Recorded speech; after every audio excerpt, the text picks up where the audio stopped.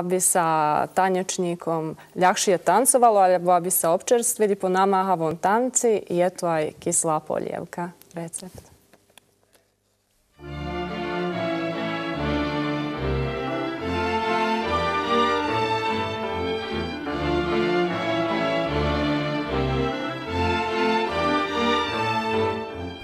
Vážení diváci, dnes do vášho receptára pribudne ďalšia špecialita.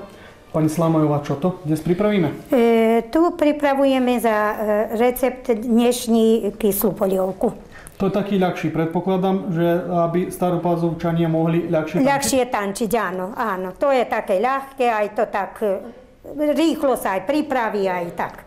Teda čo potrebujeme? Teraz potrebujeme taktoka. Na 12 osobov 3 kg mesa ide, to sa na drobno poseká. 3 kg mrkve aj petržľam, isto na kolieska poseckáme na drobno, aj cibuli 2 kg.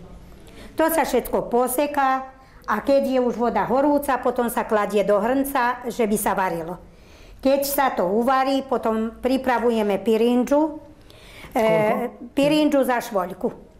To prvo na oleji pražím, že by zažlklo dobre a keď už zažlkne, potom nalejem vodu, že by sa ešte uvarila. Keď sa uvarí, prelejem studenou vodou a už kladiem do polievky. A ešte trocha prevrie. Potom pripravujem si pavlaku, smotanu, dobre ju vymútim.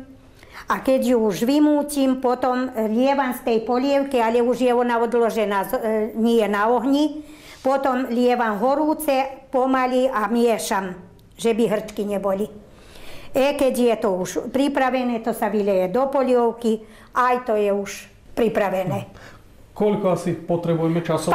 Tak, asi hodina na čím, že by sa varila. Áno. Prece aj mäso, aj na čím, že by sa za hodinu varilo. A na záver poviete nám, že či si folkloristi schváľujú taký recept? Áno, to im chutí, aj že je to trošku ako kyslo, aj to ich osvieži, aj to je tak. Aby mohli lepšie Dobre im tančiť. chutí, že by lepšie tančili, áno.